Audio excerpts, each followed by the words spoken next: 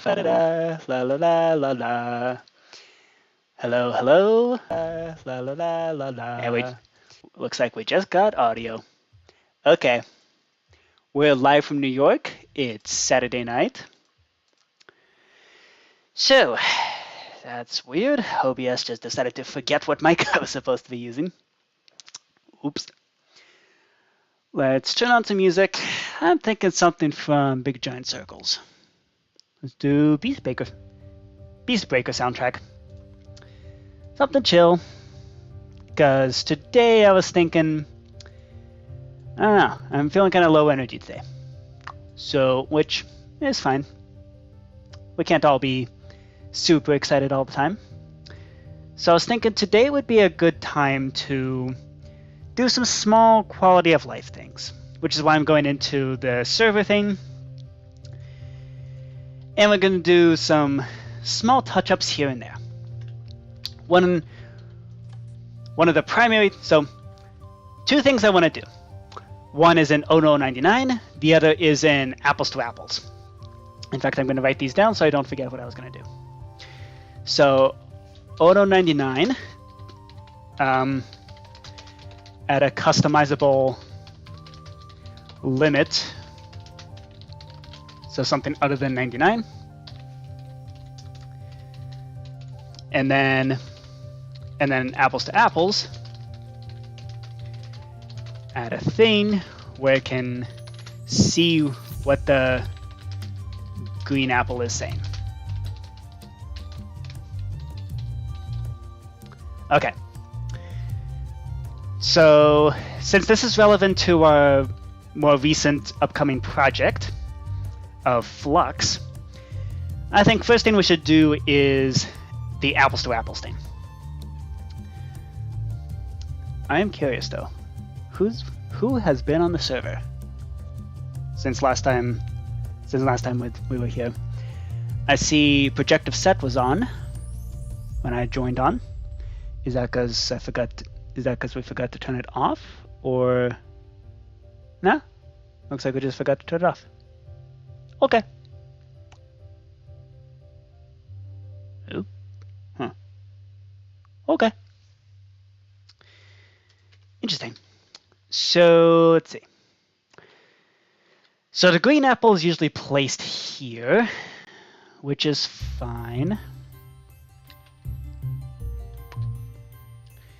So what should we do instead of popping off the player and expecting players to share the info? Well, ideally what we would do is have a setup where we can do like you can right-click the card and it'll just show what the card is supposed to be. So that's the kind of system I was thinking implementing. Let's see. So that means we should have an interaction entity. Well, first of all, what's in here? A barrel. Okay. Okay, so first of all, nope. That's not supposed to happen. That's really not supposed to happen. Okay, so that adds lore. We need multi-response cards. So if it's redstone, then the judge is waiting. If it's sandstone, the judge is judging. This is the one that handles active game. Don't let players put random. Okay, so it's the thing that prevents players from just putting random junk into this thing here, right? Huh. Okay.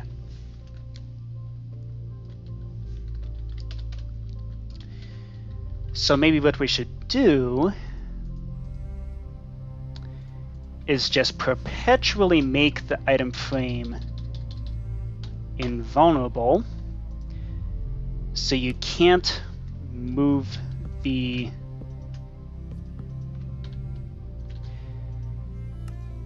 That way you can't remove the stuff from the middle. Instead, what we do is, and since you can't remove stuff from the middle, we no longer have a reason to try to clear out the junk. So let's pop into apples to apples and see what we can do instead.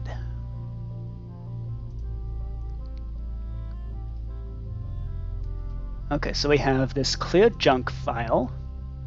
Let's see what this does. So I just got the mugs that I used to always have for the streams. So today we're using the skull mug.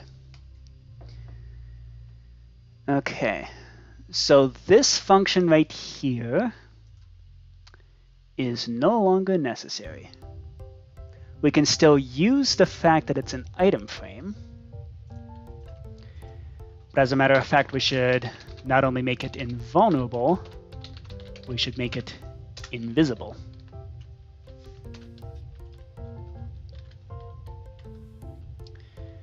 And then based on that, we don't need this function anymore.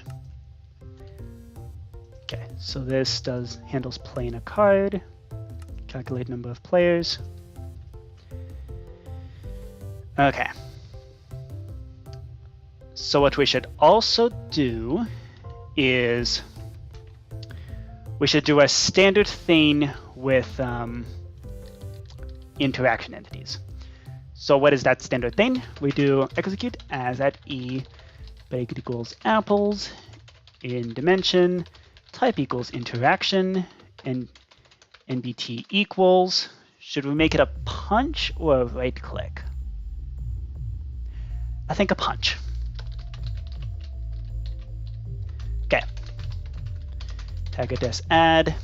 Tag it as punch. And then from there we do execute as at e, predicate equals apples in dimension. Tag equals punch. Actually, is that necessary? No.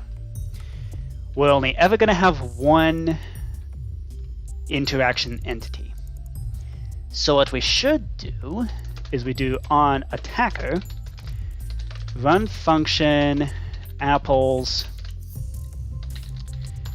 display green apple, and we're going to create a new function that handles displaying the green apple. We're going to do that right in here. So it's going to be new document display green apple.mc function.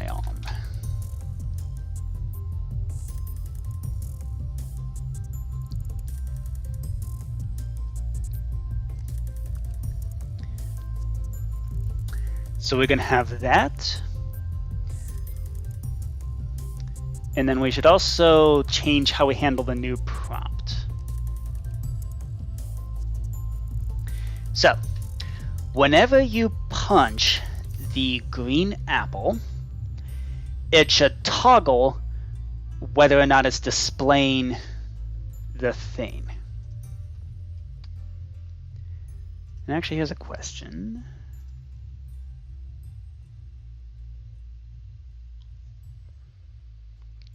When we begin the round, what does it do? It places the new prompt, creates the cards,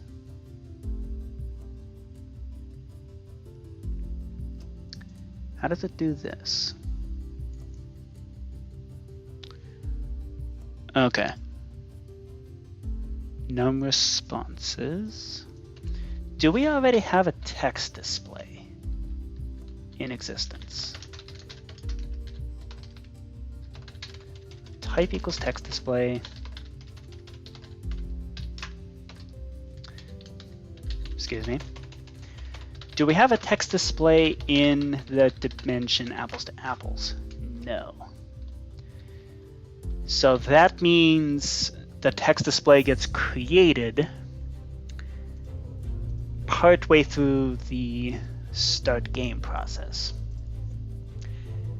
So what I'm referring to there is the thing that does the aha, there it is. text display.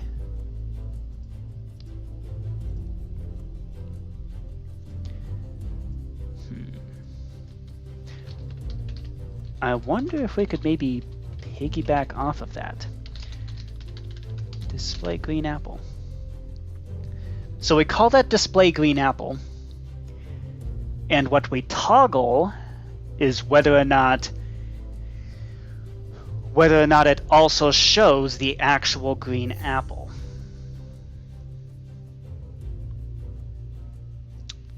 Yeah, I think that's the most sane way to do this.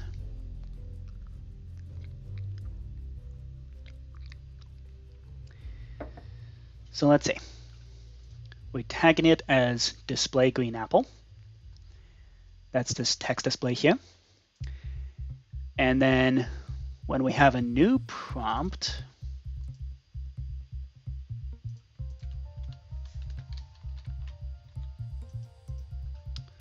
where is the thing that actually makes it display the information? Is it this thing? Nope. Is it? No, it's not. Definitely not part of clear junk.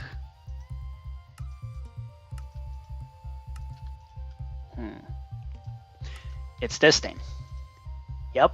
Okay.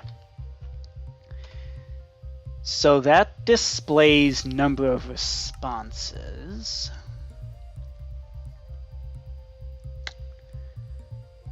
Let's see, is there a way to make this smarter? Yes, of course there is. So specifically, this is what's going to go into our display green apple function.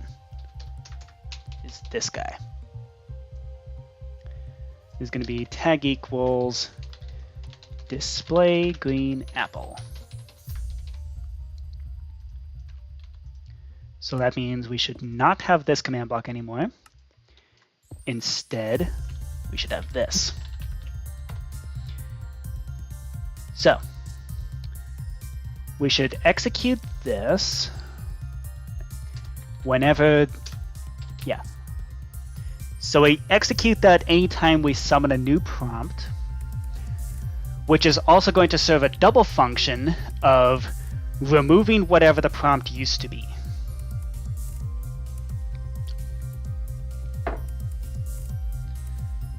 Okay.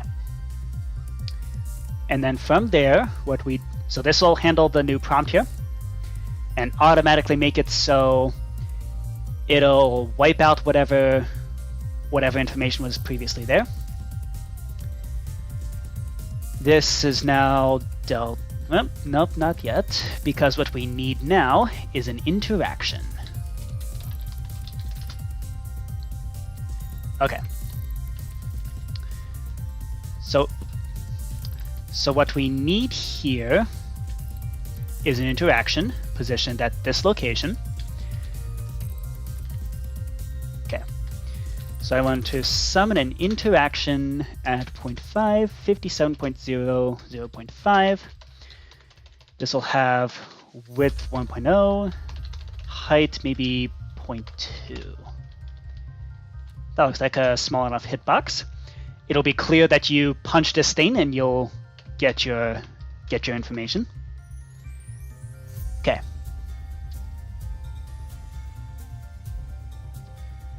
And we don't need any of this junk. We can just do one of these. Okay. There will only ever be one interaction entity present in this dimension, so that'll be fine. And I believe end round and master reset should already be able to handle this thing. It's always good to have an off switch whenever you introduce something.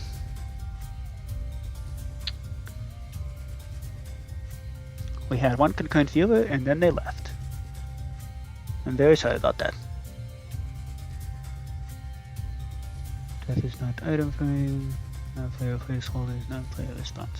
Okay, so this should handle whatever it is. Okay.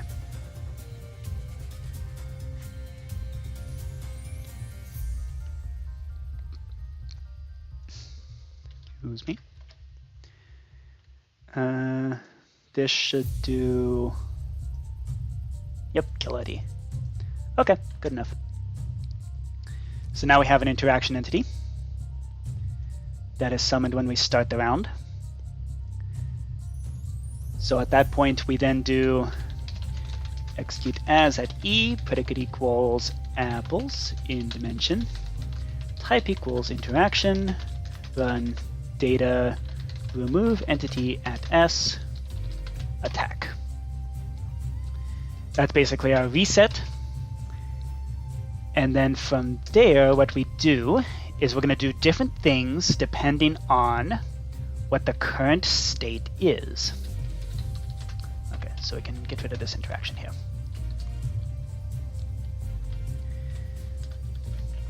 So we're going to do different things depending on what the current state is, which means we need a way to detect the state.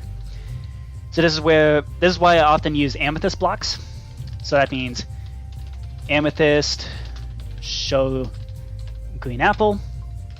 If it's sandstone, then it will only show number. It won't show the actual green apple text. So to start things off, whenever you punch the card, it'll switch which state it is in. So we're going to do execute if that block is currently a sandstone, then we place an amethyst. And then if that block is currently an amethyst, we actually cannot immediately switch it to being a sandstone because of the way of the order in which commands are executed. Because you see, it's gonna execute one line at a time. So if I say if amethyst play sandstone, it'll automatically play sandstone, and then the next line says if sandstone plays amethyst. So it's only ever going to place an amethyst, which is bad. So what we do to fix that is we introduce a third thing. We introduce, for example, a gold block. So if amethyst, place a gold block. So, and then if it was a sandstone, place an amethyst. So that works perfectly fine. And then if it was a gold block, then we place sandstone. So it will only ever it'll switch from amethyst to sandstone. Oh, first it'll go amethyst, then gold block. It'll skip this line because it's not a sandstone, it's a gold block. And then over here it switches to sandstone. So that's the kind of thing that that Minecraft coding requires you to do. There's no such thing as a switcheroo. You have to go to an intermediate, swap over, and then swap back. Okay, so this switches the state. But once the state is switched, then we can figure out what to do from there. So that also means that by default it needs to be a sandstone. So that means we do execute in card games apples, run set block there to be a sandstone. We also do that whenever there's a new prompt. So let's fix that now. So we also do this whenever there's a new prompt. We do that when there's a master reset. And we do that when we end the round, just for safety. Hello, concurrent viewer. Welcome. Welcome to the stream. Please, chat. Make yourself known. I'd love to hear from you. So we're going to do in card games apples, run set block. Nope. Okay.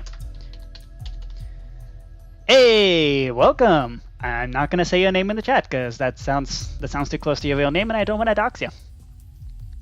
But I appreciate you being here. Welcome. Let's see. So we're doing some, I don't know, I'm just kind of feeling lowish energy. So we're gonna chill out. If you wanna play some games, hop onto the server. We can play some games. Currently what I'm doing is implementing a system into apples to apples. so that it can actually display information. Okay, so we're currently doing a thing where by default it's not going to display what the prompt is, and it will in fact switch it off whenever there's a new prompt. And so what you'll have to do is punch to get the new display. In card games apples run. Oh, I should do in card games apples. Localize it to this particular dimension. So then we do if block minus 15, 56, 8. If it's a sandstone block, then no information will be given. In fact, whatever information is there will be erased.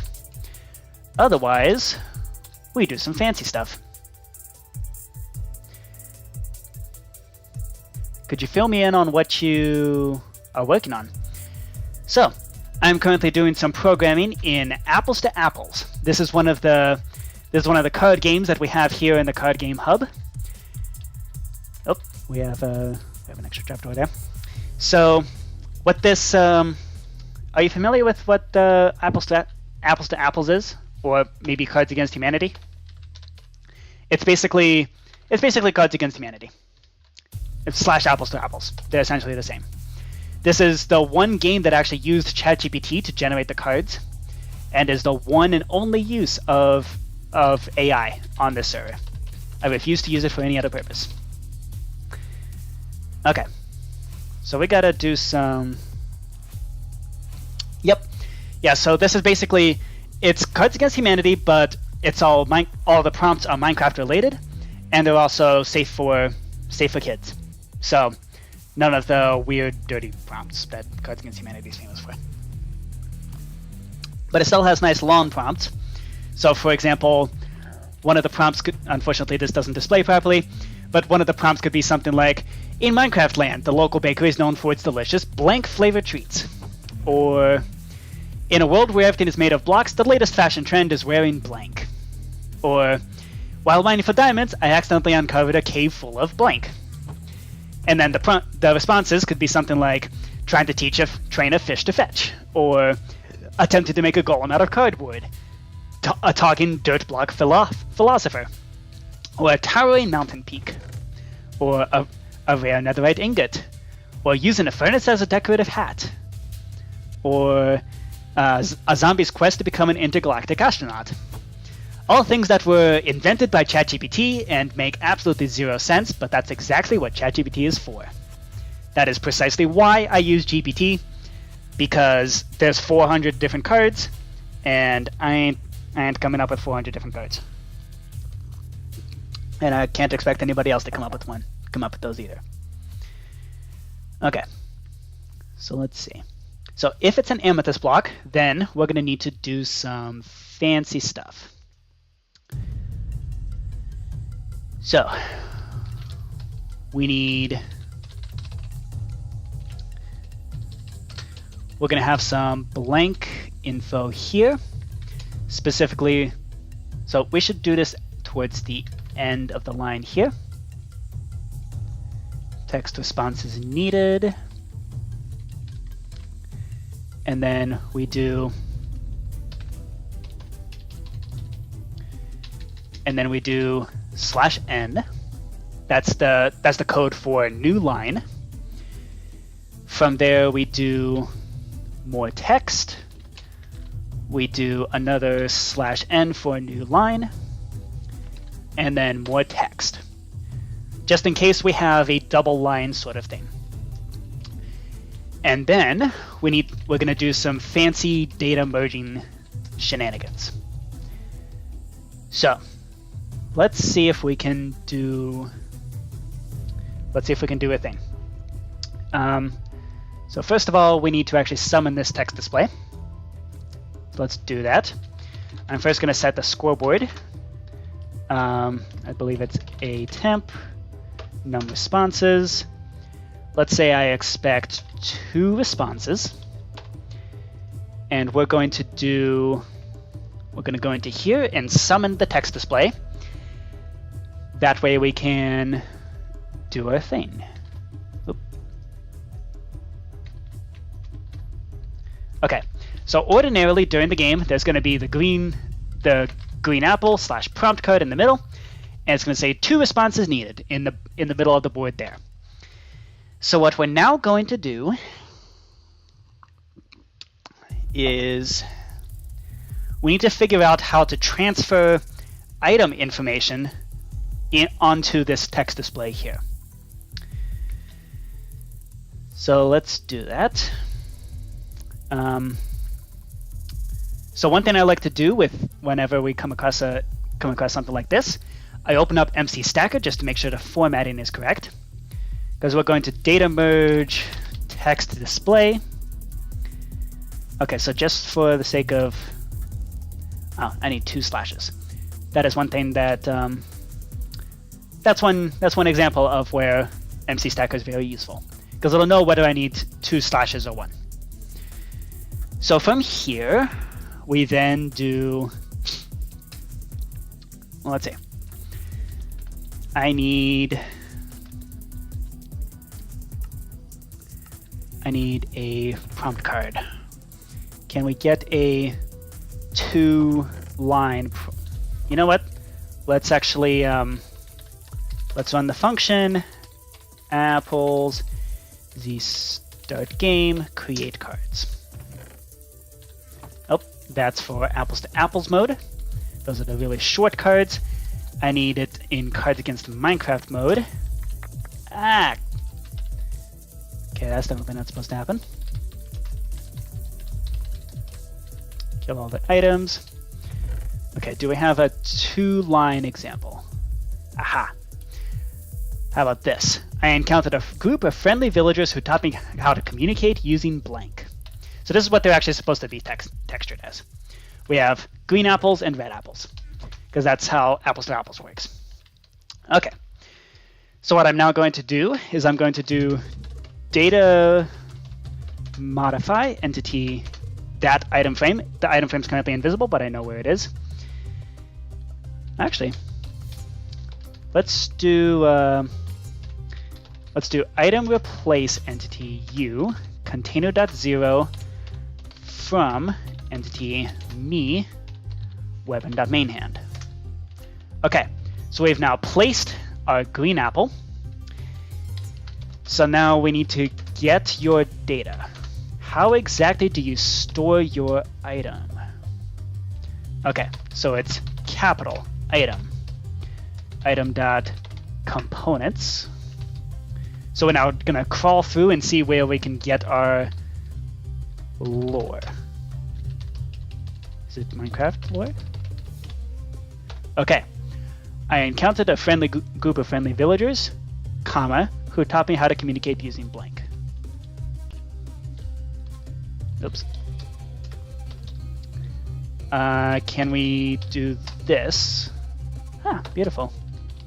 Can we do .raw? Nope. Those quotation marks are going to get really annoying real fast.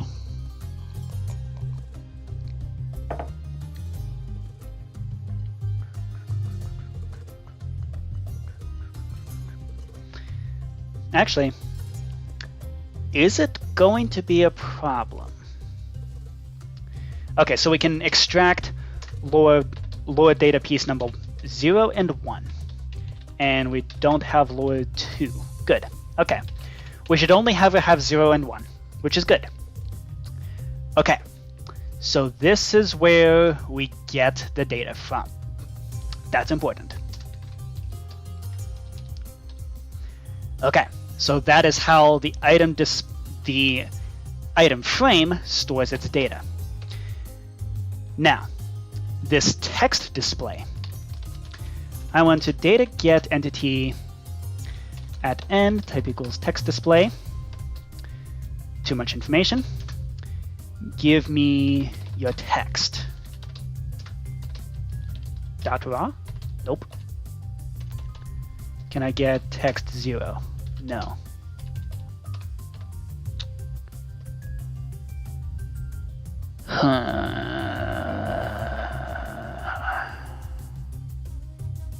I know I figured out a way to do this.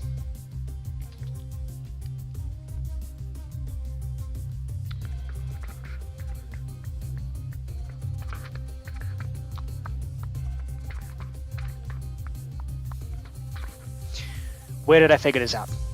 I figured this out in the game Trivia, I believe. Trivia has the fully customizable thing where you can customize what your questions and answers are. And if we assume that that system works... Uh-oh. Hello? Hello? Hello? Am I there? Nope. Hello? Am I back? Weird that I didn't get a notification for that. Okay. So I believe I figured this out in the game Trivia, the fully customizable trivia board game. In edit mode. Yeah, so yeah. Person in the chat, and also I need to get... We should have at least 2 people in the trivia game, because otherwise it's not much fun. Preferably more. Okay, so in edit question, that is the thing that does editing the question, obviously.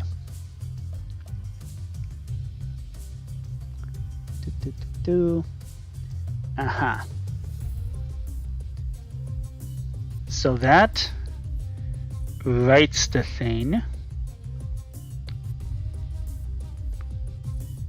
Show them as they currently are. Okay. So then what about, I assume modify Q&A is the thing that's actually, you can't play. Dang it. Oh well. Okay. Aha. Oh, it just sets the text. Huh.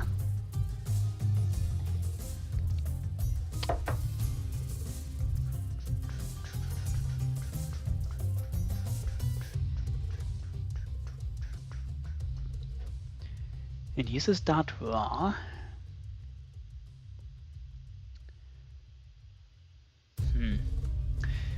That moves stuff from a book to a text display. So that's not quite what we're looking for. What I'm looking for is when we show the question, the game master gets a book that shows what the answer should be.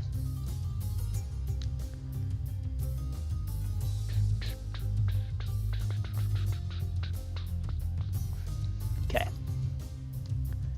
Insert 0 from entity there, from text. Oh.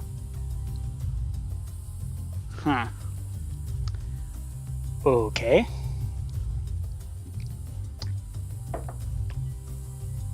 Well, that's annoying.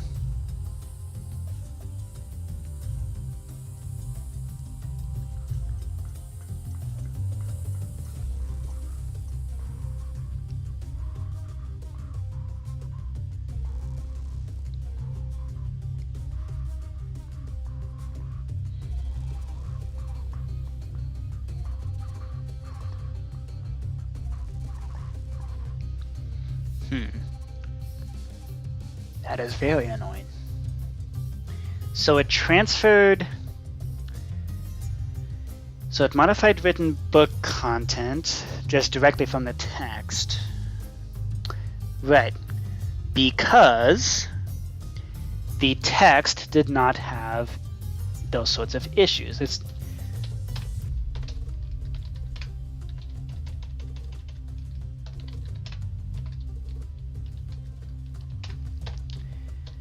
Can I not extract that data?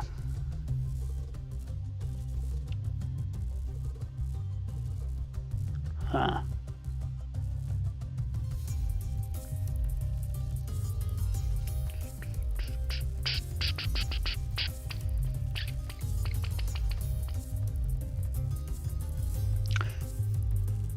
Wait a minute. We have text, and then we have extra.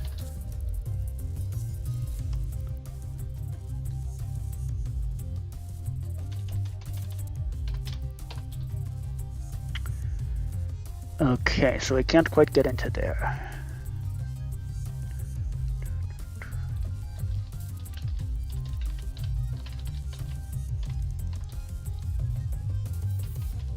No elements matching that.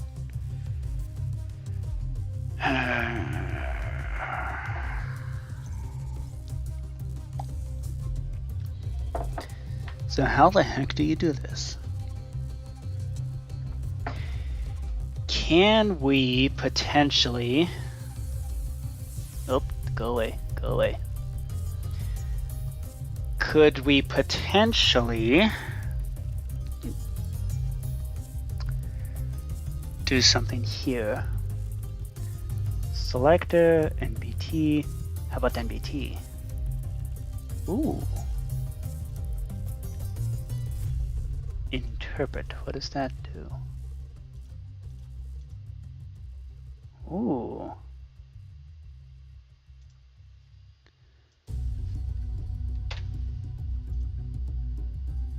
Oh, this is useful. Potentially useful. This might be the key to making this work. So we know that the thing we want to extract is... Oh, but if we're doing NBT data, then what we're looking for is this stored in NBT data, or how is it stored? Entity or a block entity. Okay.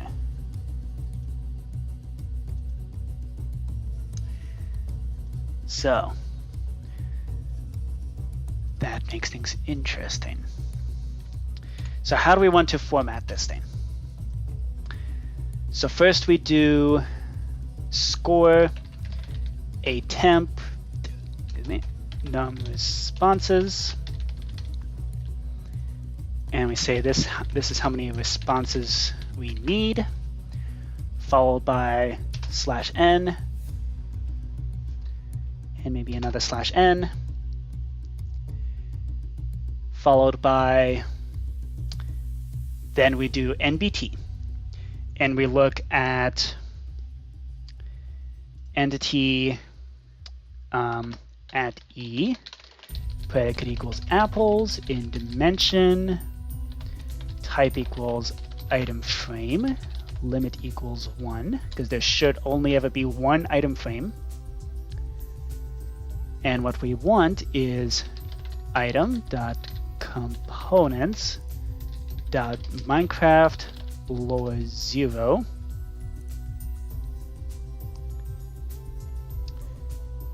And then, can we copy paste? No. Then the next one would be more NBT,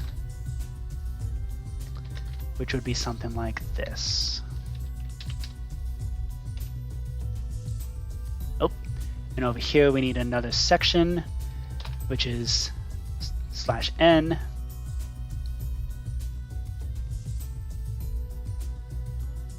followed by more NBT. Okay. Let's see what this does. So I've just discovered a brand new thing that can be done. So I'm going to do data merge entity at n, type equals text display, and see if this breaks anything.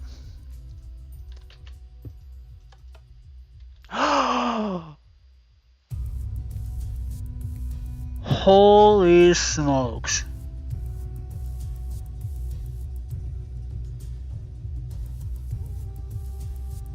It does have quotation marks. But holy smokes. Okay. That actually worked. What? That actually worked? That's holy crap. Okay. Can we get rid of the quotation marks?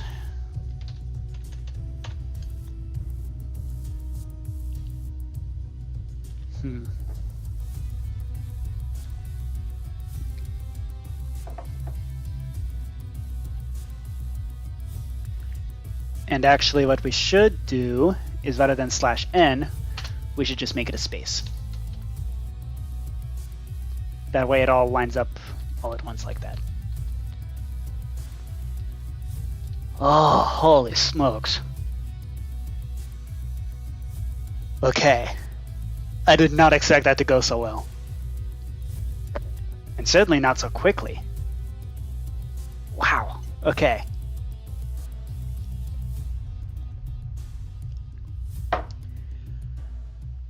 Holy crap. That actually worked. Now, if only I could find a way to get rid of those darn quotes. Is there a way to do that? I'm gonna pour myself some more tea. See if we can figure something out with that.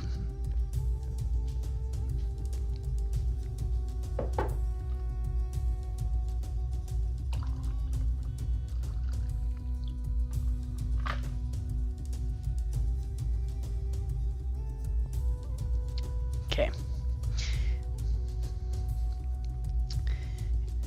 And yes, in case you're wondering, that's part of the lore is that my name is Java Monk, but I am neither religious nor do I drink Java, as in coffee. It's more so to indicate that I'm decent at the programming language Java. And also it's just really funny, because the name is Java Monk, but I don't drink coffee and I'm not religious. I'm spiritual though.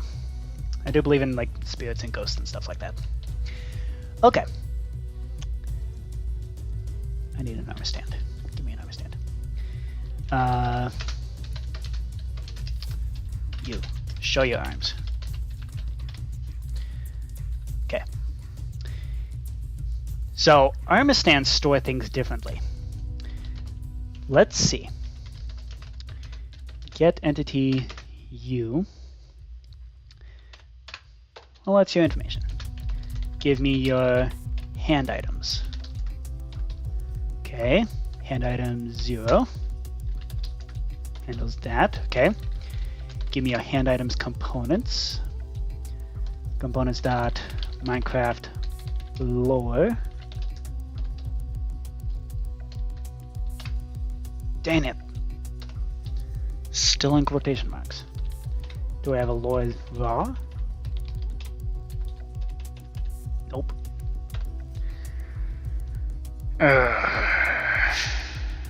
Okay. Like to draw pretty pictures with JavaScript. Hey, that's pretty cool. I do have a JavaScript program of my own. Well, it's not really my own. My dad made it. Because I'm really not good at JavaScript. I can show you what this looks like just as soon as I can open. If this thing will just let me open folders.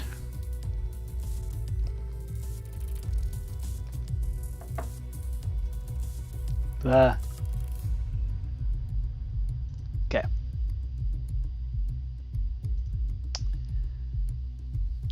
If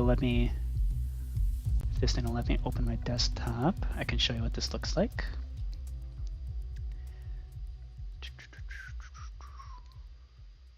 Ah, there it is. Okay, it's maybe not so much JavaScript, it's more of HTML, but it's pretty cool nonetheless.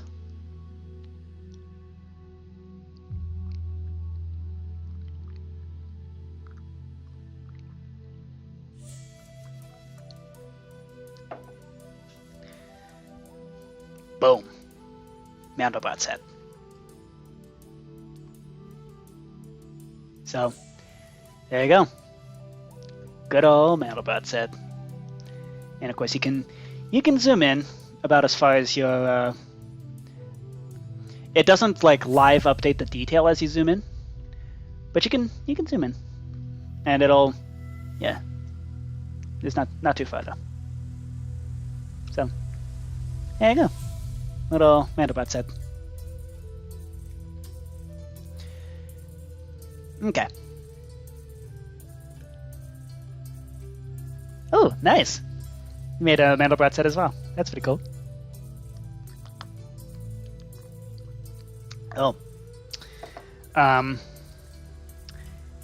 You, in the chat. I'm going to be presenting some of my math research on Thursday this week. So I would like to practice my presentation on you at some point. So just FYI, that's coming. If you and I end up in the office, I may end up subjecting you to his name. I might just subject you to my presentation. You have been warned.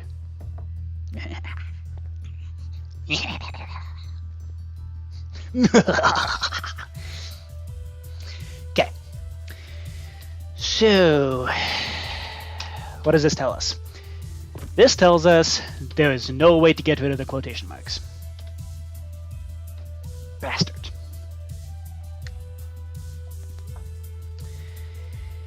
Well, what are you gonna do? What I'm gonna do is nothing, because I'm not gonna be able to do anything, which really sucks.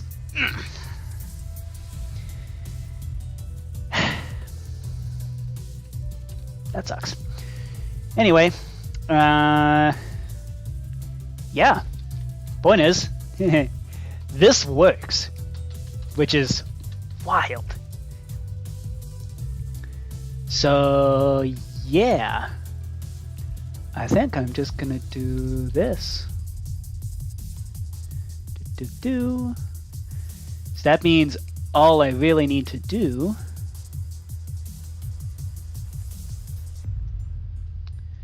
is just update the text part here.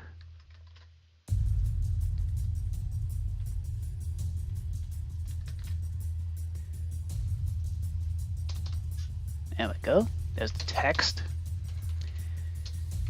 And that's it. That's all we need. Let's display green apple. Okay. Well, hot diggity.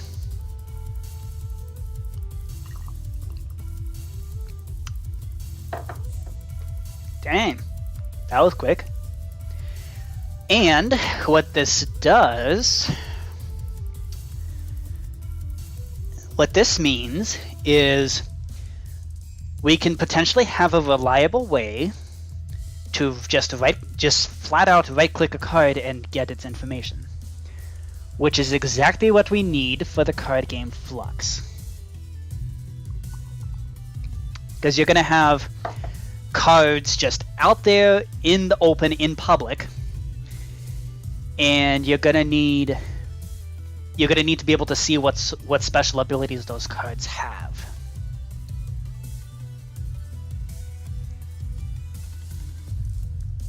Okay.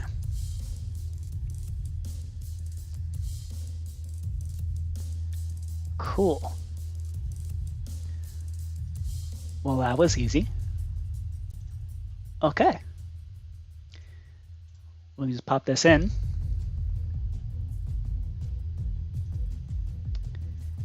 Okay. Cool. Cool. That means we can close that. And what we can do at this point... Okay, so let's kill the nearby text display. Remove all the cards in my inventory. Erase the data from this. With error. From entity me. Weapon.mainhand. Oh, wait. Not weapon.mainhand. That's not the slot for this thing. It's container.0. Poof, gone. Okay. Sweet. Pop into the structure block, save our Let's save our information. There's our sandstone / amethyst right there. That's what's going to let us actually see what's going on. Unable to open, loot not generated yet. That's fine. So what I'm now going to do is do a quick test. We're going to do apples, z-register players. Ordinarily, you would not be able to register the same player twice for 2 different things, but I'm going to do that anyway. Not enough players. I'm going to, just in the interest of testing, I'm going to suppress that system. I'm going to suppress the input validation, which you should never do. Never suppress the validation, because otherwise it's gonna, things could potentially explode.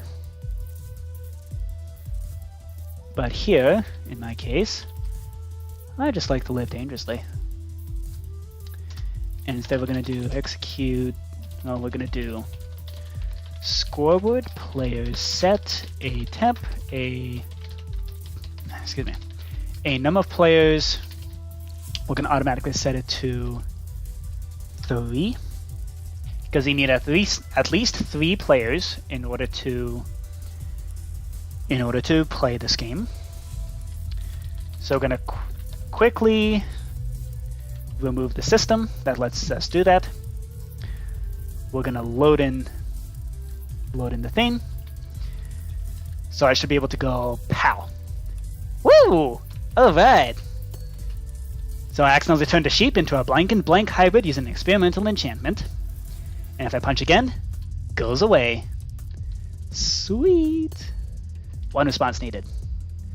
I entered a desert temple and found a secret room filled with blank sculptures. That is so cool. Okay. Sweet. Now that is a quality of life update. New apple. Bam! Angry an Enderman by staring at its blank. Or, yep, you can remove it. The new update introduced a friendly mob, the blank blank.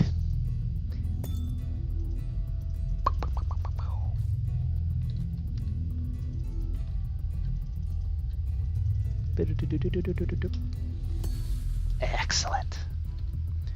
Alright, ending round. Game over. Okay. Sweet. It works. Woohoo. Alright.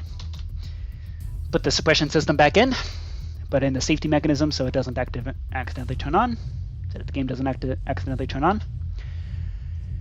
And that is this quality of life update complete. Okay. So we now have a way of telling what the prompt is saying without having to pick up the card and looking at it.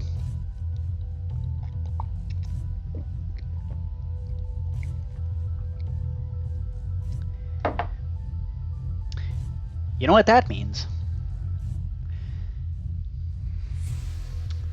You know what that means?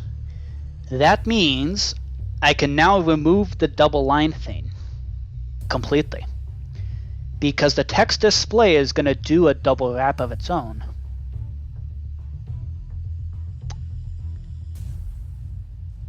Yeah, there's no reason to do double wrapping anymore.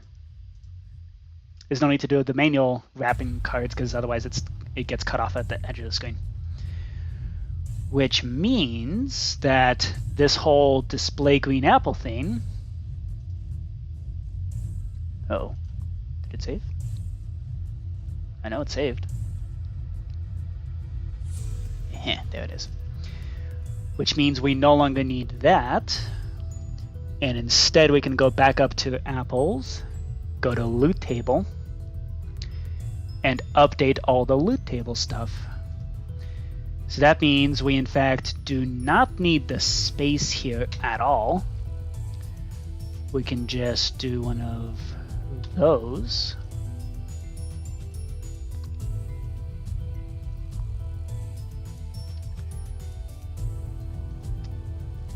Okay.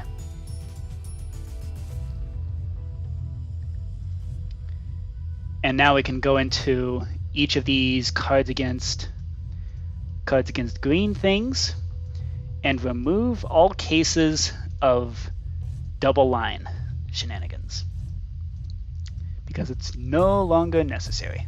Oh, we only need to update the green ones. The red ones do still need to have the double wrapping because those ones you do look in your inventory to see. That means we only need to update these four things here. Okay.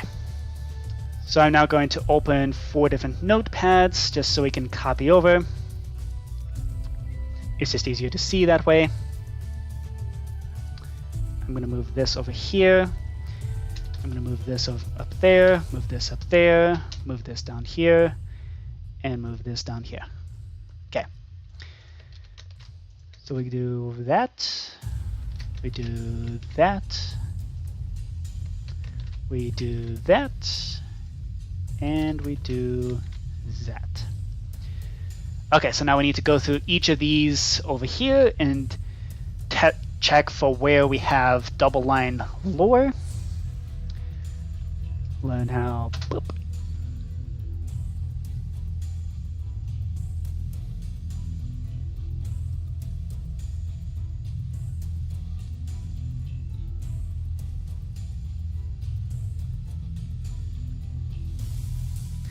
Okay, is there any way to just check for double lines? I don't think so. Just gonna need to do this. Most boring task of all. Oh, here it is.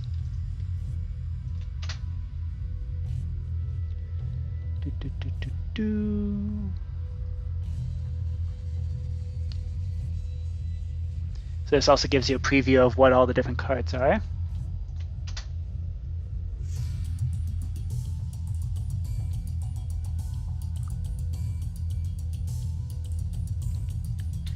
Into a blank and blank hybrid using an experimental enchantment. In a parallel Minecraft universe, the Ender Dragon is actually defeated by throwing blank at it. That's a fun one. Especially because, for some reason, a lot of the response cards involve, like, mobs knitting, which is very strange. Like, some mobs have an obsession with knitting. There's zombies who knit, endermen who knit, endermen who try to write their own fan fiction. It's fun. It's quite fun. Okay, so that handles the first one. Next up we have...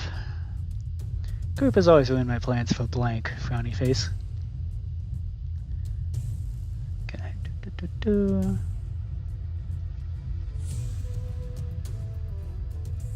village's official food critic.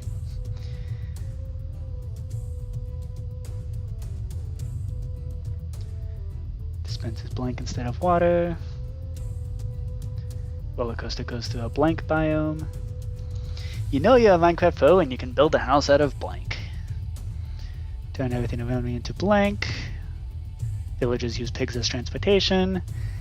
The most popular elective is Intro to Blank. It can lay blank eggs, finding only blank for miles. Can be tamed with a snack made of blank. Introduces a new mob. Combines blank and blank. Managed to tame a blank and fight it while juggling blank.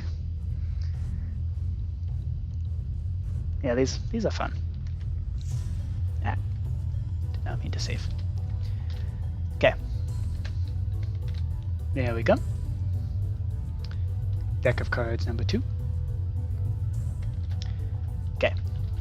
I'm sorry if this is super boring, but it's also very necessary in order to actually finish what we started.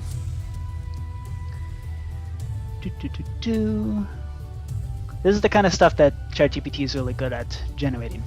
Just absolute nonsense. Honestly, that's exactly what it should be doing. It should not be replacing actual artists. It should not be replacing actual writers. I don't use it to write scripts.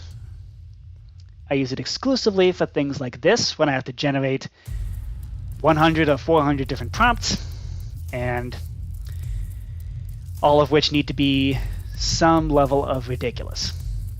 The kind of ridiculous that only AI is going to be able to do.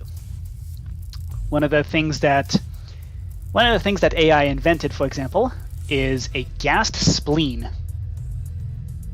which makes things interesting. Because, of course, as you all know, ghasts do not have spleens. But ChatGPT certainly thinks so. The worst part is so this actually happened on... These anyone have a lot of hobbies, and I guess swimming is out of the picture for them. Yeah. See, the really sad part is ChatGPT. Like, I actually we did this on stream. One stream, it generated gassed spleens as a potential noun related to Minecraft or some kind of Minecraft object. It was 100% convinced that it was an actual thing. But then the worst part is, I then asked it, "What's a gassed spleen?" And it went, "Oh, those don't actually exist." And it's like, dude, the heck. So I had to basically beg ChatGPT to basically go like, hypothetically, if a gassed spleen did exist, what would it do? And it came up with some really boring responses, actually. I was not impressed. So it it knew that it was wrong, but it didn't even bother to double down. You know? Like, even when I asked it to, it didn't even bother to double down. I don't know. It wasn't committed to the bit. And I can't respect people and things that don't commit to the bit. You know?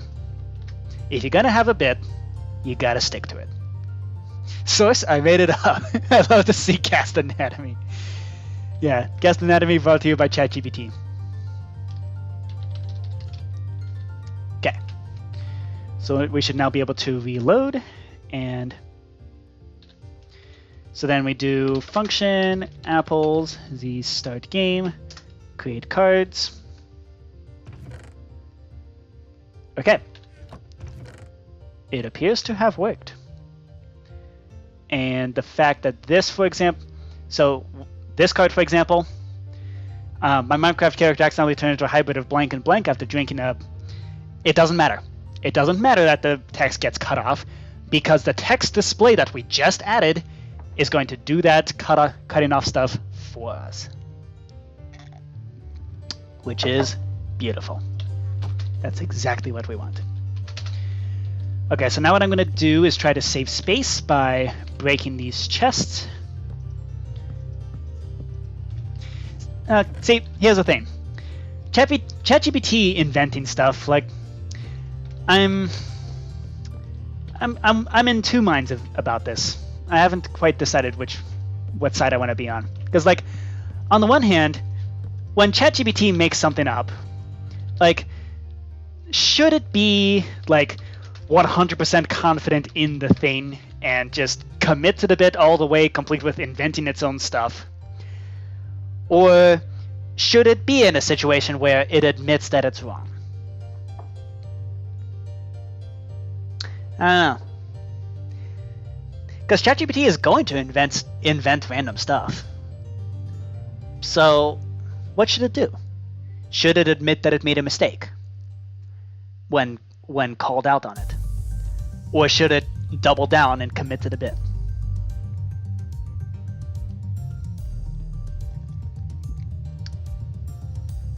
I suppose what I could have done is did something that a lot of people like to do with ChatGPT when it says like 2 + 2 is 5 or something like that, which is basically gaslight it into thinking that it's actually wrong, or that like it was wrong to assume it was wrong to think it was an actual correct answer, and at which point it admits it's wrong.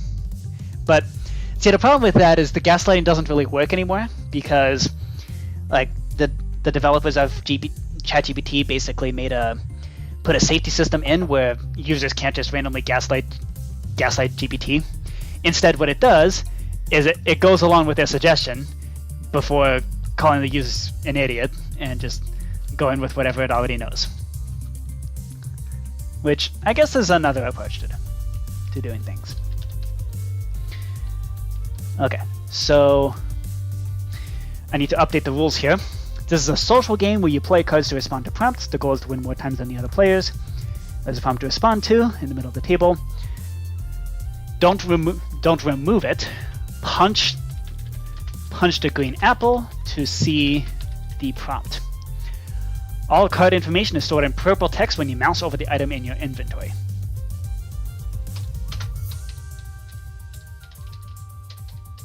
Punch the green apple to see the prompt, and punch it again to remove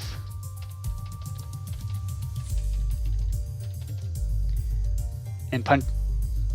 Yeah, ChatGPT is like a chemistry experiment. If the output is not really what you expected, then it's being sampled from something also incorrect. It's a poor analogy. Yeah. Maybe the link to chemistry is maybe a little weak, but I see what you're trying to get at. Yeah, it's like it's sampling from something that's also incorrect. Like somehow it determined that the thing to come after gast is spleen rather than tears, which is what you'd expect from a gast. But yeah, I don't know. And punch it again to remove the text. All card information is stored in purple text when you mouse over the item in your inventory. Your cards are red apples, which can respond to the prompt. Right-click whichever red apple you think has the best response. There's a judge who will decide which responses best fit the prompt. Your responses are not known. The judge will not see who submitted what. They will only see the submissions themselves.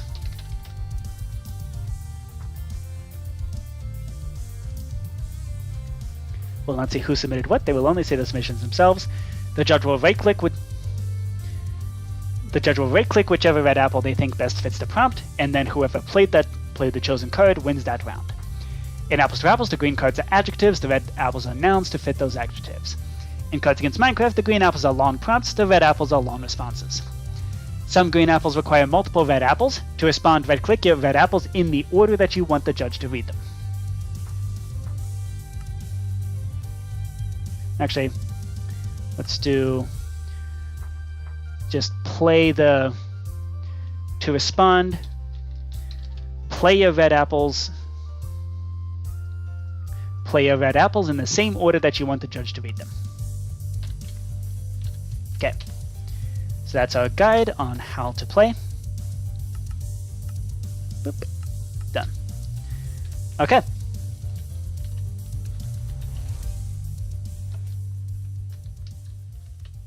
Yeah, I guess I can keep it on Apples to Apples on Cards Against Minecraft mode.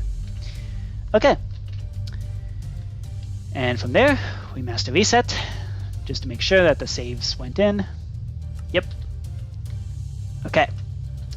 And with that, Apples to Apples has now been modified sufficiently. So I'm going to refill on tea, and we're going to implement a new thing for Ono 99.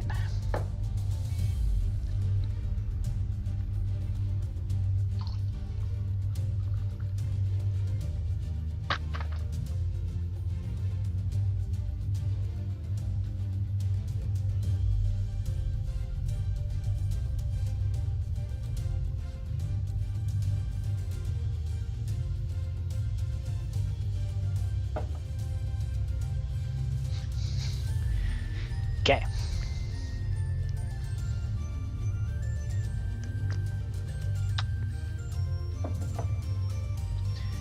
Cool. Okay, so that is Apples to Apples complete. Oh, person in the chat. I think you'll really like Projective Set. Because this is a math game. So, I'll show you how this works. So I do want to... Okay. 1 minute, 2 minutes, infinity. Okay.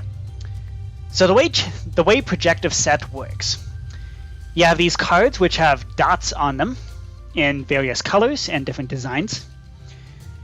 So the idea is that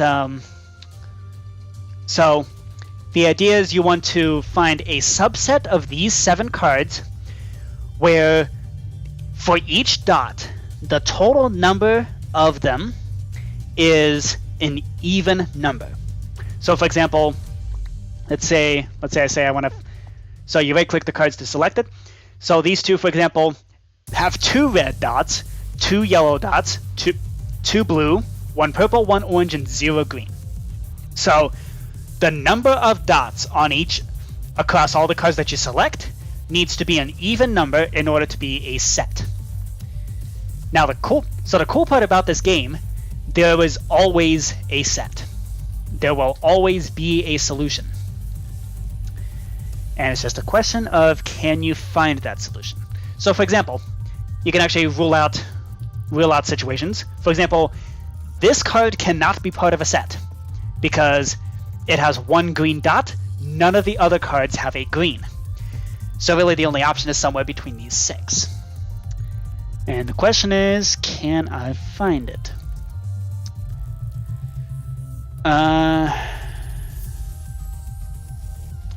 These 3. So check it out. 2 blue, 2 yellow, 2 purple, 2 orange, 0 red, and 0 green. So those are all even numbers. This is a set. So once you win the set, the cards are replenished, and there you go. So there are 63 total cards in the game, 2 to the 6 minus 1, because the empty card is not included. But there is the full card. So this is a math game. It works using linear algebra. It's a card game that's played in 6 dimensions on the number system Zmod 2. So makes things extra fun. It's the card game that's played in 6 dimensions.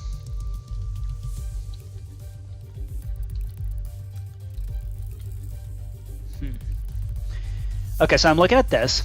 There's 2 cards with greens.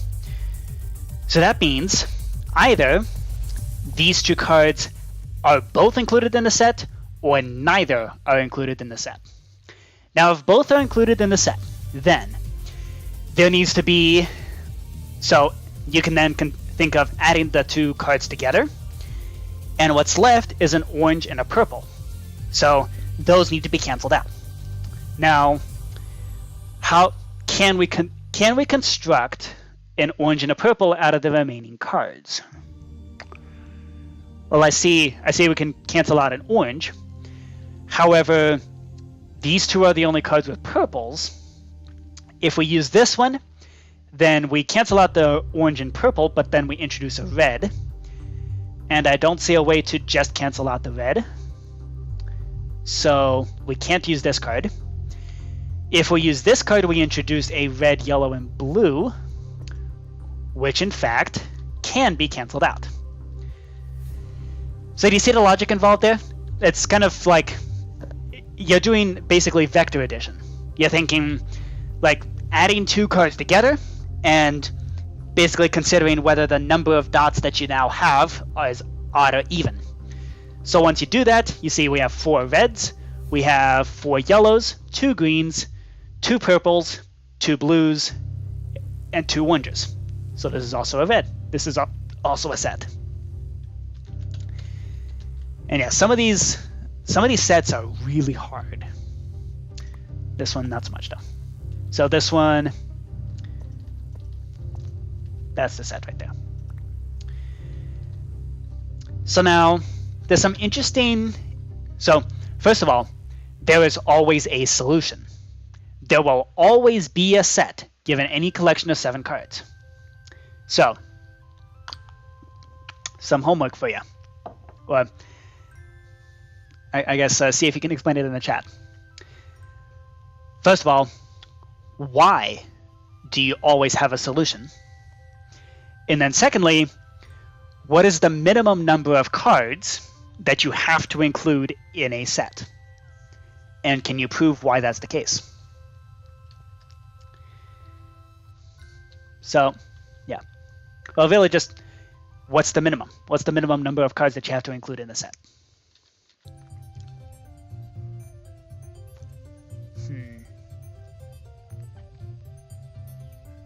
Oh, we have a lot of singletons here. Okay, so we cannot use this one because this one has a yellow. The other ones do not. Okay. And then these two cards have two reds, and that introduces an orange. And that orange can be canceled out with that. Okay, so we can actually use these three. Can we include more potentially? I don't think so. Okay. Okay.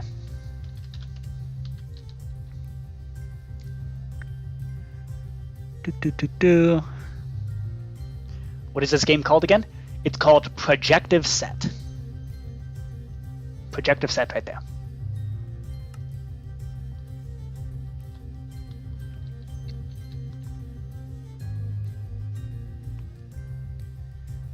Okay. See if we can figure this one out.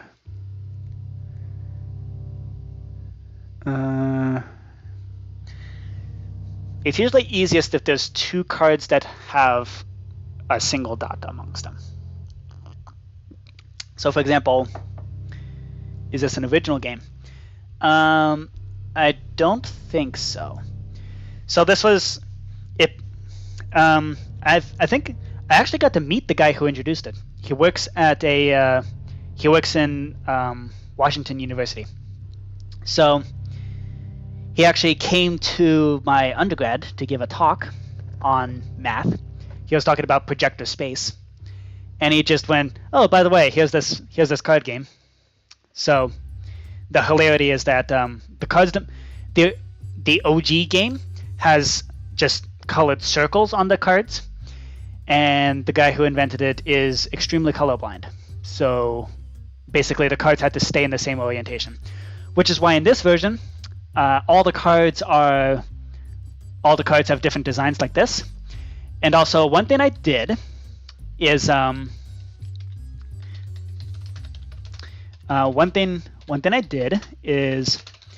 to test the color blindness. This is my very professional colorblind test. I spectate to a creeper and see, can you tell the difference between the cards?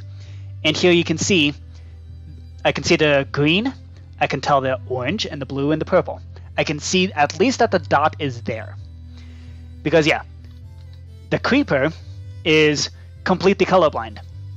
But not colorblind in the context of everything's gray. It's colorblind in the context everything is green. So it's really interesting.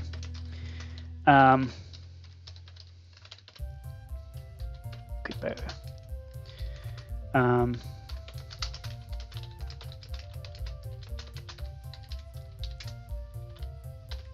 Nope.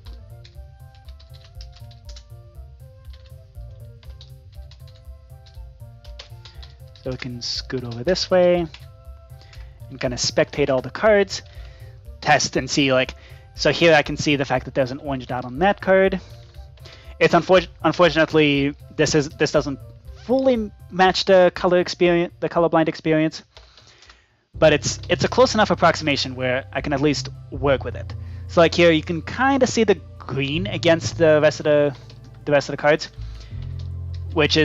that is sufficient. The point is that I can tell the fact that there are dots on the card, which is all you really need. And also you can tell what kind of dot it is because the design is different. Oop. Ah.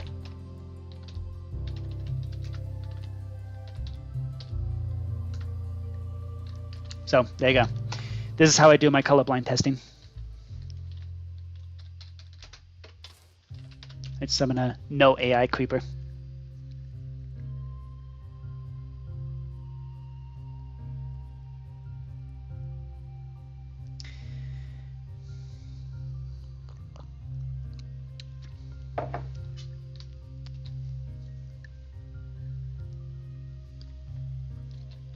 Okay.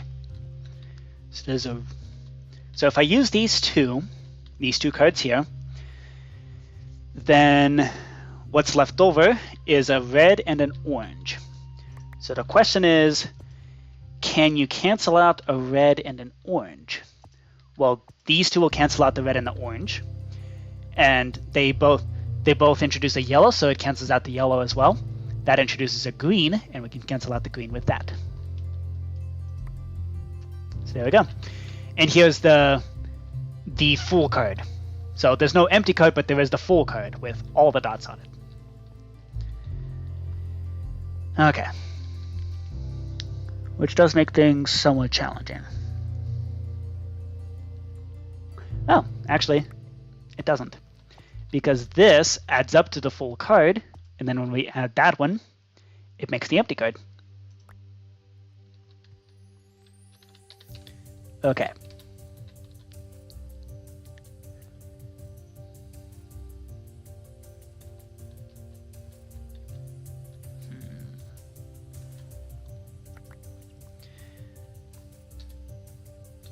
Okay, so these two have a green.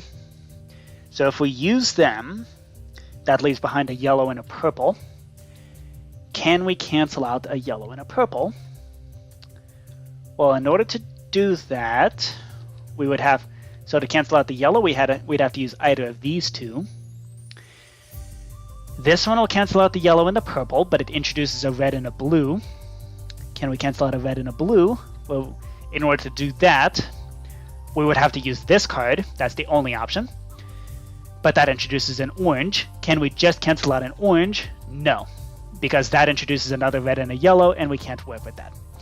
So we cannot use these two cards. Can we use this to cancel out the yellow? Well, okay, so again, we have a yellow and a purple. This cancels out the yellow, but now we have red, orange, purple. Can we cancel out red, orange, purple? Well, in order to cancel out the red, this one will cancel out the red, orange, but it makes it a blue, purple. That's the only way to cancel. This would be the only way to cancel out blue, purple at that point. But that poses a problem because that introduces another red, yellow, and then there's no way to cancel out a yellow, so we cannot use this card. Now, okay, so we're back to this state.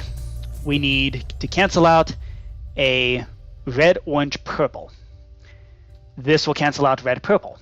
So then we need to cancel out an orange. How do we cancel out an orange? Well, this would be the only way to do it, but that introduces red, blue, but then that introduces a yellow, so we can't use that.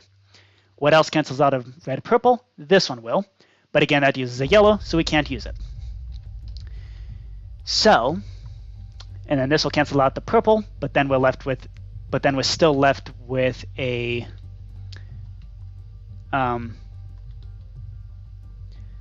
the red to cancel out, and we have no way to cancel out the red.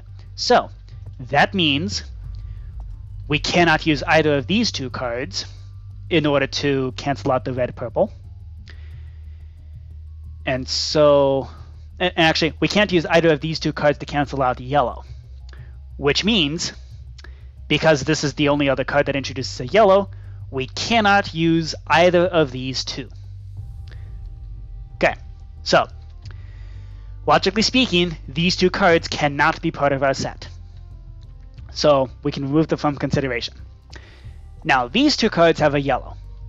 If we add them together, we are left with an orange, blue, purple. Can we cancel out an orange, blue, purple? Well, this will cancel out the orange, blue, but introduces a red. So we are left with a red, purple. That's a red, purple. So we can make this a set. It's fun. It's kind of a fun sort of logic puzzle. Which I guess is what math is all about. Some logic puzzles. Okay, so in this case, we cannot use this red. We cannot use this card because it has a red and nothing else has a red, so we can't cancel it.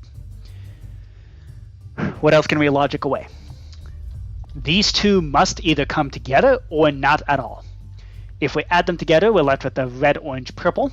Or we're left with the orange, green, purple. Can we cancel out a red, orange, green, purple? Well, these two can do that. So that's a set. Okay. And now we have these two that either come together or not at all. So if we add them together, we're left with an orange, blue, purple. And how do we cancel out an orange, blue, purple? Can we cancel out an orange, blue, purple? Well, this will get rid of the orange, blue, but now we need a yellow. We need to cancel out a yellow, purple. And how do we do that? Well, how do we cancel out orange, purple? Well, we can use this to cancel out the purple.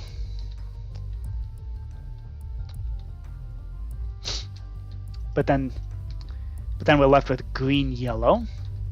Can we cancel out green, yellow? Well, the only way to do that would be we have to use this one to cancel out the yellow, which introduces orange, green, blue. Wait, does this work? Did I miscount something? We have 1, 2, 3, 4. I miscounted. Miscounted how many oranges. That's the challenge with this game. Sometimes you miscount. Okay, so let's assume we don't use the reds. Can we make a set out of this? So if we use these two cards, that makes a green, blue, purple, which we then would not be able to cancel out.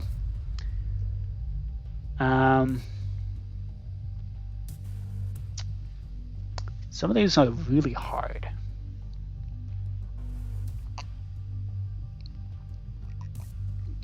Oh, and actually, how helpful.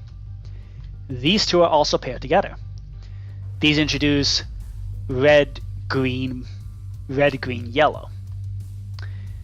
So if we assume these two cards don't come together, then these two cards have to be used together, or not at all. Which means we need to somehow cancel out red, orange, green, yellow. How do we cancel out orange, green, yellow? Well, this would cancel out the orange, yellow by introducing a blue. And that would do that, which can't. So we can't use those two.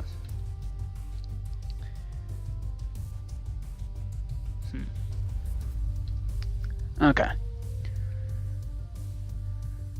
So that means... So these two would have to come together, and there's no way to get just orange, green, yellow. I don't think. I don't see a way to do it.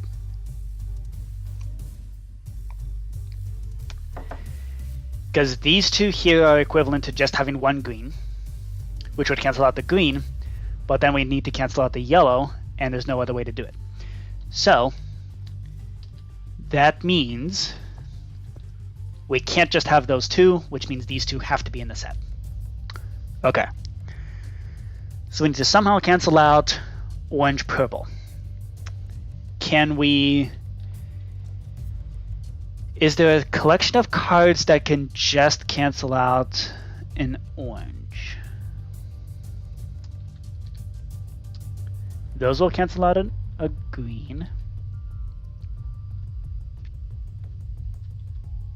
Because that will cancel out the purple. And using this guy is going to be impossible because there's no way to make just yellow-green.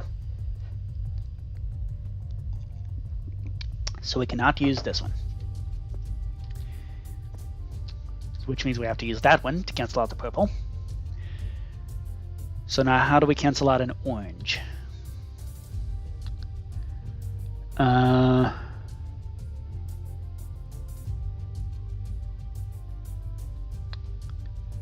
How to cancel orange?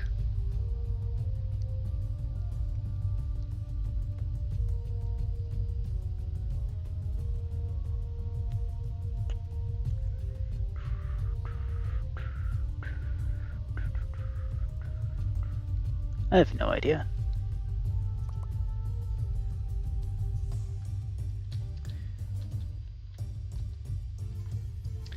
See, one of the people who likes to join the card game hub is CJ Purple Princess. She's gotten super good at projective set. So, yeah, she's quite formidable. Hence why she's currently listed as current champion. Now the fun one to play is Minesweeper.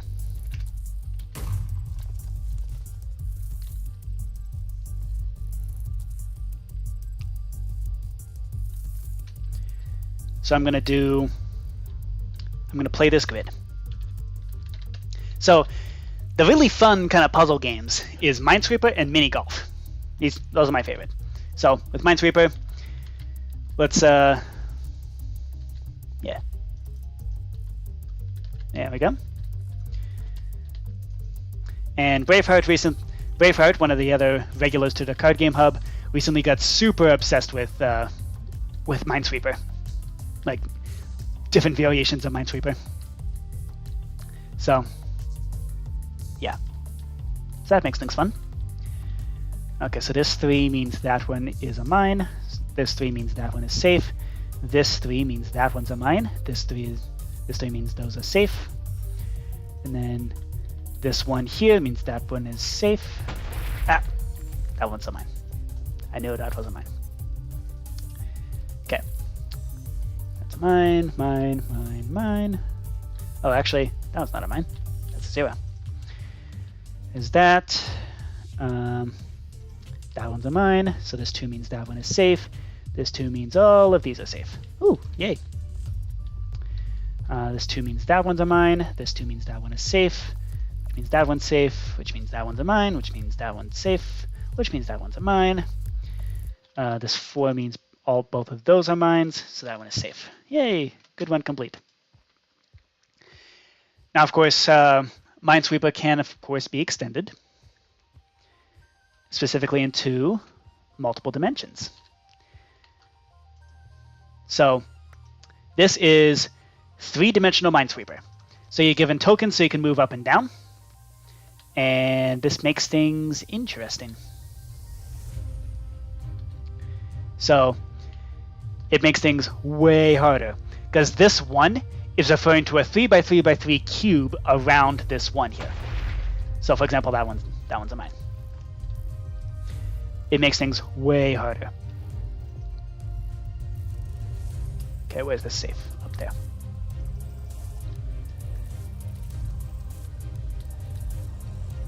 So, yeah, we have 3D Minesweeper. Okay, so that one's 100% a mine, because there's literally no other spaces to reveal. Okay, so this one is looking at that square there, which means these 2 here are safe. And then this one over here is looking at all of these squares there. So those are 100% safe. Same with these ones here. Ones are really overpowered in 3D Minesweeper. Okay, so this one means that one's safe. So is that one, that one, that one, that one, that one, that one, that one. Okay. I think we've exhausted all the possibilities with this guy here. But now, yeah. Yeah, this is a pretty cool variant of Minesweeper. And also, I mean, it's Minecraft, so of course you can do multi-dimensional Minesweeper. Except it really sucks in cases like this, where we gotta guess. I hate guessing like that. Now, if you thought it ended at just 3D, you are in for a treat. Because of course, it's not just 3D Minesweeper that's available. Have you considered 4D Minesweeper? So now, I'm going to find the safe bar, so we can get started with this grid. Where's the safe index? Oop. There's the save indicator. Wabam. It's going to lag like crazy. Okay. So you see this one floating out here? So here's the spaces that this one could be referring to. It could refer to either of these two. It could also be referring to any of these two. So you got to travel in 4 dimensions in order to figure out where the numbers are referring, which numbers are referring to what. So what I'm going to do is actually I'm going to do a at each mine we're going to set block red stained glass. Oop. -1. The block above them is going to be air. Ah! No!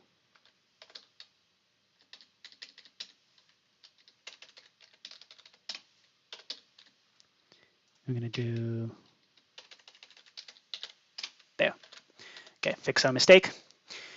So the red stained glass is all the mines because I'm too much of a chicken to actually properly play this game.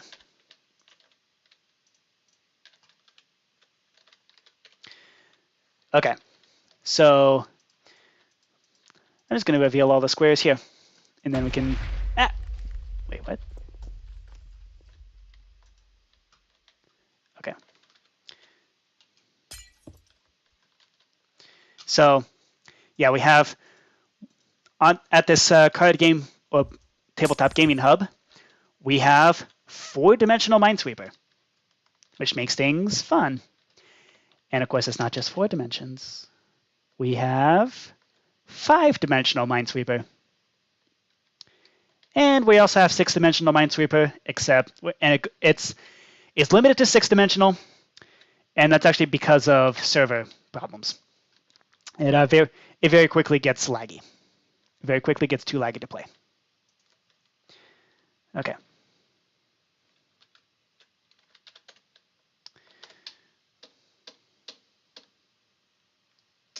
So I'm going to reveal where all the mines are. Oh, so this one makes things fun because in this first room here, every single one of these is just numbers. There are no mines in this particular in coordinate 1 in 4 dimensions, which makes things really interesting. Yep, it's just as I suspected. Each one of these. Oh, wait, what? Why is that? Why is it doing that? Anyways, that's bizarre.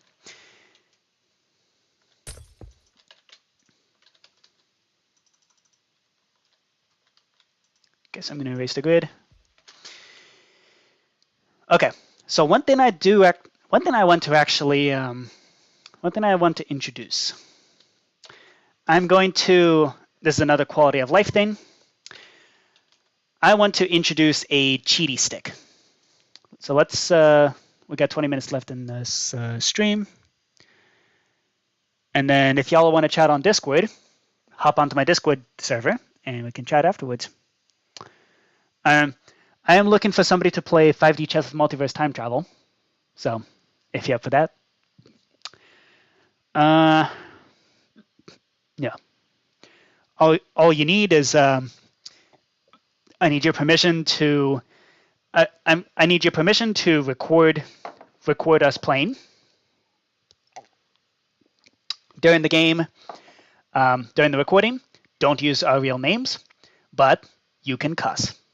I'm later going to stitch things together and make it so and replace the cussing with something else because it's something funny.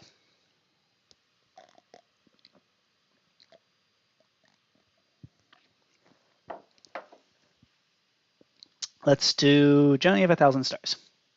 Why not? Okay. So I want to introduce, I'm going to introduce a new item into Minesweeper. So we're going to do, where's Minesweeper? There it is. So we're going to do data, Minesweeper, function. So we're going to do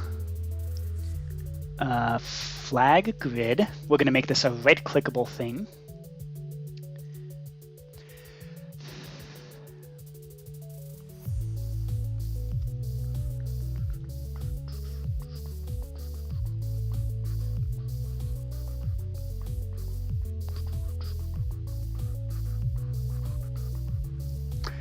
Oh, it executes as the entity. That's a problem. Okay.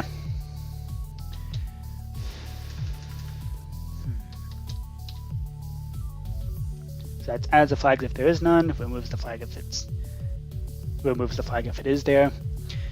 What we should do is we do execute at s if entity at n type equals player. We do if items entity at n type equals player, weapon.main hand includes a stick. Then we instead do tell raw at n type equals player, and we will print out what the particular value is.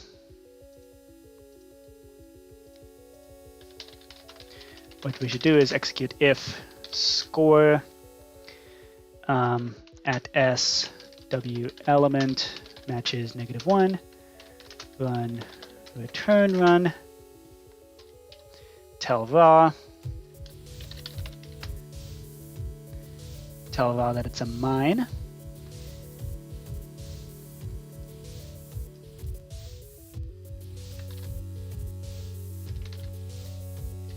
So we do text mine. Otherwise, if the score is 0 or more, then we return the score of whatever it is.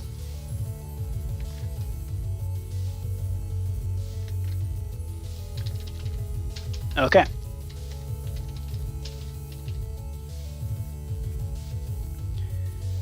Okay.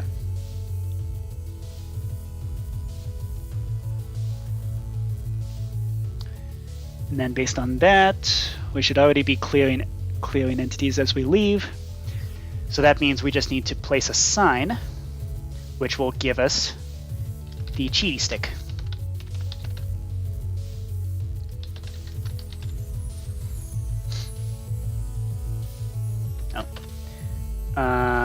Give me a birch sign, which does block entity data. This one says give Cheaty Stick, and this is going to do be black and glowing. Make it orange, just like that. And when you click it, we're going to execute unless items entity at s container.star contains a stick, run return, not return run, is give at s a stick, and specifically this stick should have, it'll just look like it's enchanted. Give me a stick. It's going to have item name,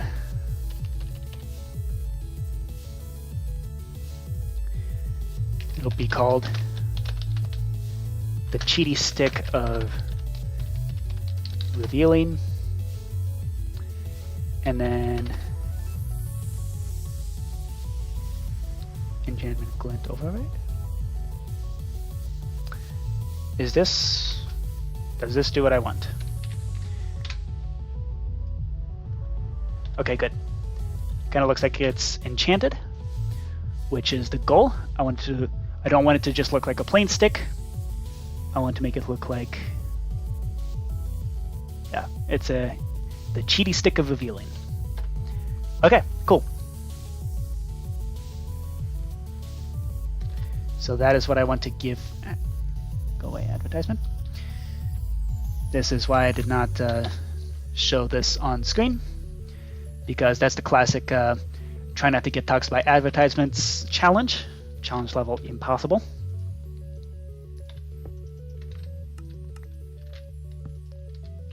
So give me the Cheaty Stick. Give me the Cheaty Stick. There we go. The Cheaty Stick of Revealing. And then we should also have a sign that clears out the Cheaty Stick.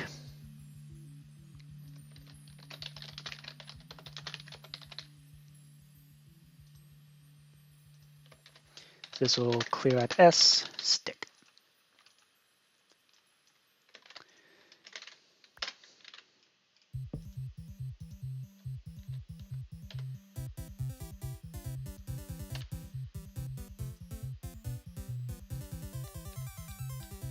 So this is going to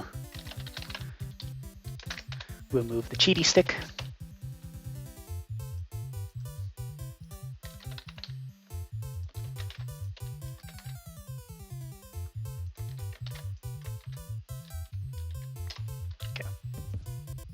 Remove Cheaty Stick.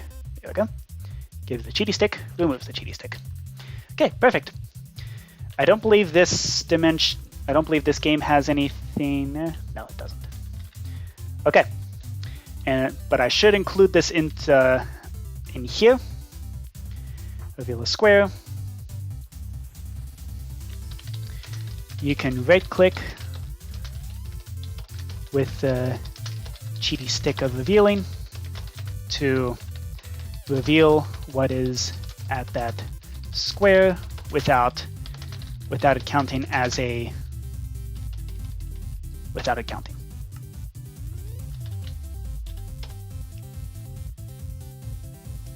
Okay.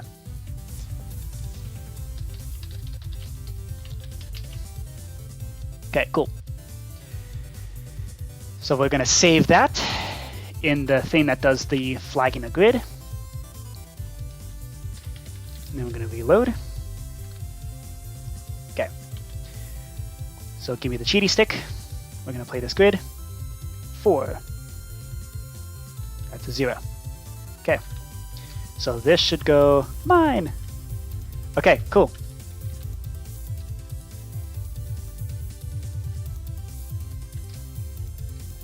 Okay. And this has been a feature that I've been wanting for a while. It's something I've already been kind of doing with my admin commands, but now it's an official part of Minesweeper. So that way there's no more, you no longer have to do a 50-50. You can just grab a Cheaty Stick and figure it out for yourself. There we go. I don't think we need to use the Cheaty Stick in this case. Okay, that one's safe. This thing means that one's a mine. This one sees that one is safe. So this means that one's a mine. This 4 means that one is safe. There we go. No Cheaty Stick required. But it is going to be very useful, for example, in the super big, this really huge Minesweeper thing.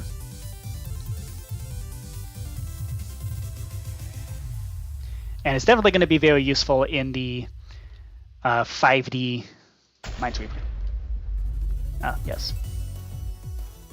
Should have recognized that as a mine. So let's see if we can clear out this grid. I've got the Cheaty Stick of Revealing now. Okay. And yes, it is technically cheating, but it's there anyway, just in case. It's for people who are too afraid to go revealing stuff on their own. Like this one, for example. Okay, that one's a 4. Let's do these. Okay, so that one's safe, that one's a mine, so that one's safe. This one means that one's safe, that one's a mine, so that one is safe. 5. Oof. So that's 3, 4, 5. Okay. So this 4 is covered. This 3 is not. Here's a point where it's ambiguous, so that one is safe. That's where the cheaty stick comes in really useful.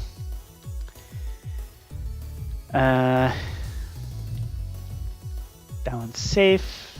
That one's a mine. Both of these are mines. Oof. So that one's safe. This 4 is covered. So both of those are safe. This 4 is not covered, so that one's definitely a mine. So that this one is safe. These 2 are safe. And these 2 are safe. And so is that one. And so are these. Okay. So this 3 means that one's a mine, so that one is safe. So that means all of these are safe. So that one's a mine, that one's safe. These 2 are safe.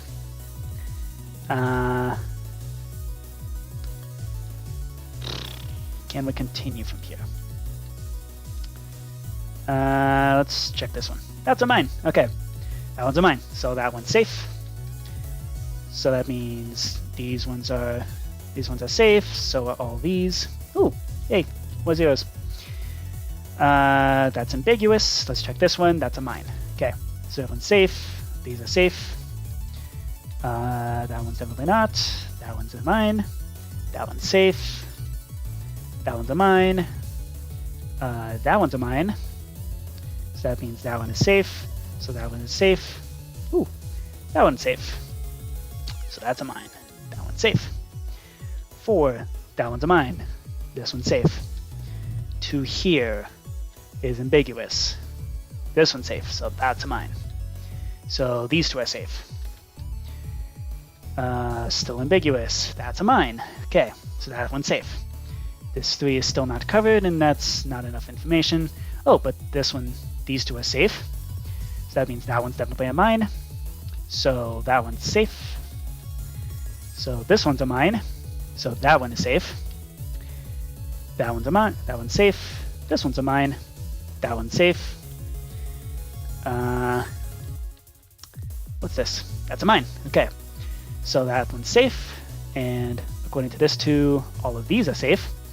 That means all these are safe. Nope. According to this 2, these ones are all safe. So these ones are safe. That one's a mine, which means these 2 are safe. This one's ambiguous. Let's check this one. That's safe. So this one's a mine, which means that one's safe.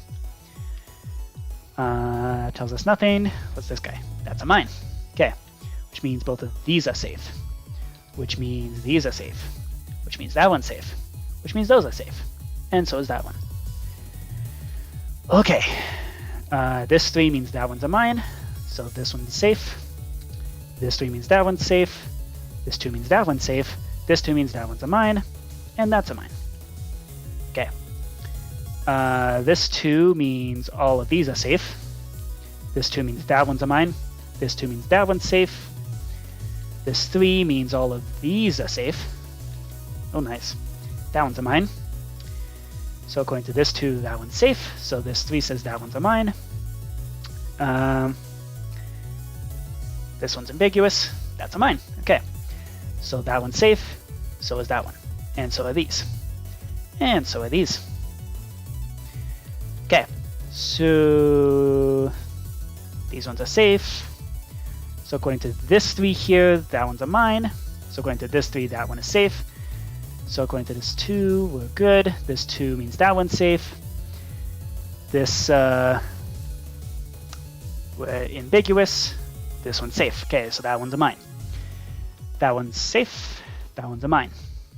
This 2 means those are safe. And this 1 means these are safe.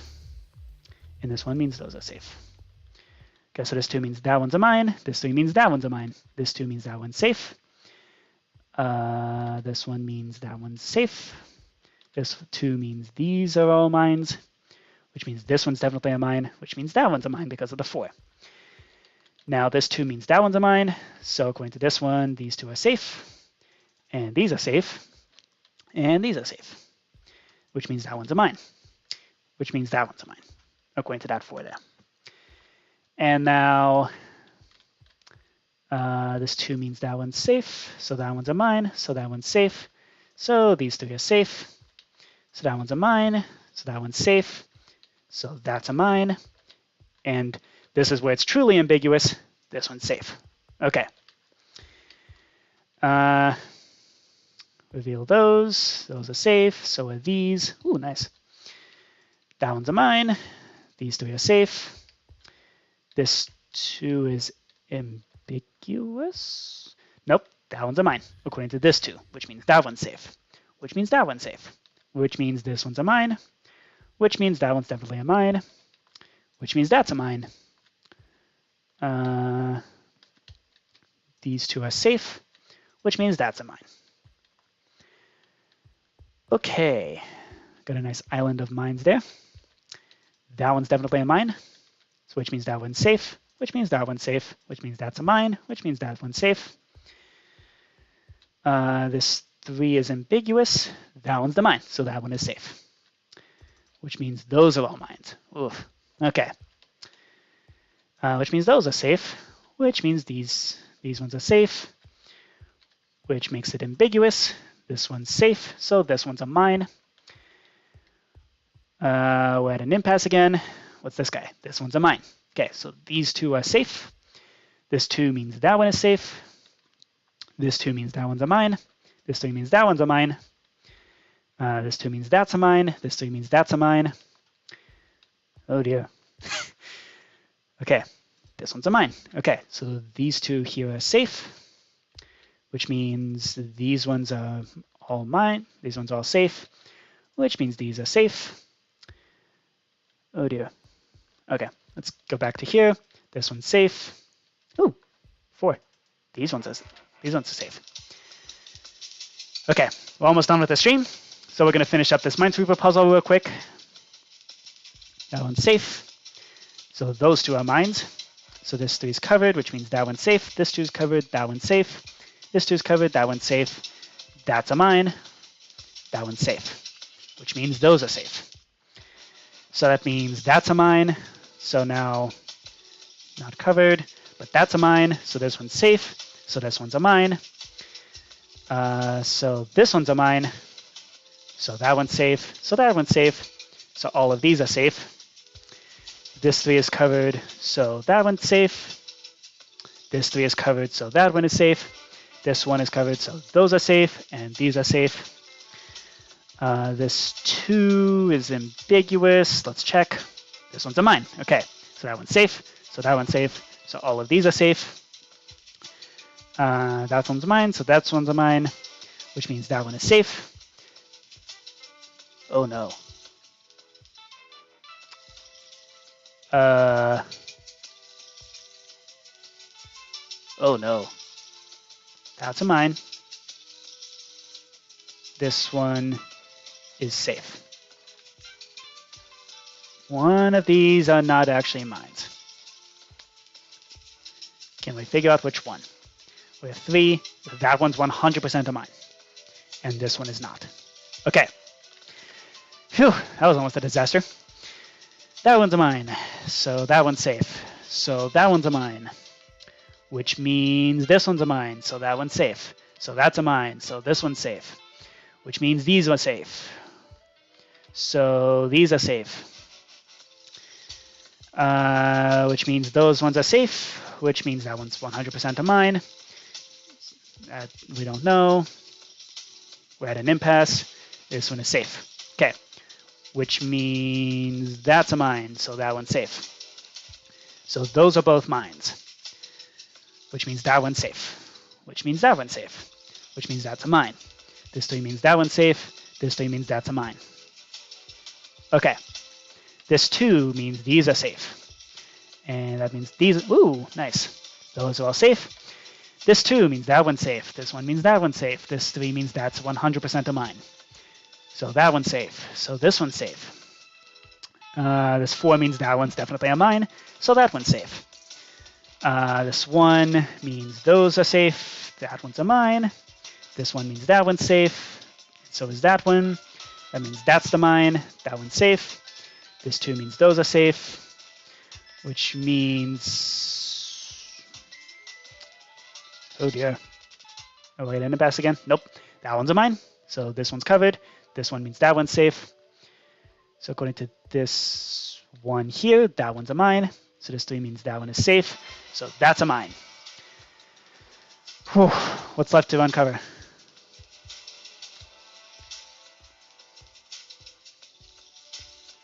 Uh-oh. Did I flag too many?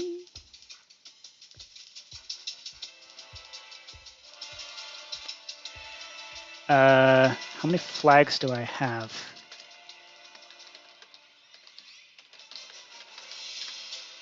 $100. There are 99 mines. Oh no. I screwed up my math somewhere. Okay, we are off by exactly 1. Okay, did I at least get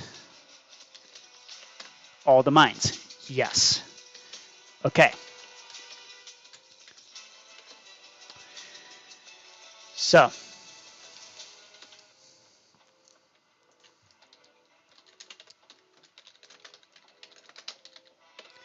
which one? There we go. Whew. Okay. The Cheaty Stick of Revealing. Very handy. And that was our test. Can we use the Cheaty Stick of Revealing? Turns out, yes, in fact, you can. Okay. So now we have our usual live stream tradition, which is we end with a bang. And that's exactly what we're going to do. We got 2 viewers. Who's the second viewer? I know there's one person in the chat. Who's the second one? Please make yourself known. If you can, if you want to. Up to you. Okay. All right. So this right here is five-dimensional Minesweeper right there. So it's all, this is the magic behind the curtain. It's not actually 4 or 5-dimensional. It's all just, it's just 3D over and over. And really, what is 4D if not just 3D over and over? That's the real question. And yes, I do have the maps for 6 dimensions. They're all right here. So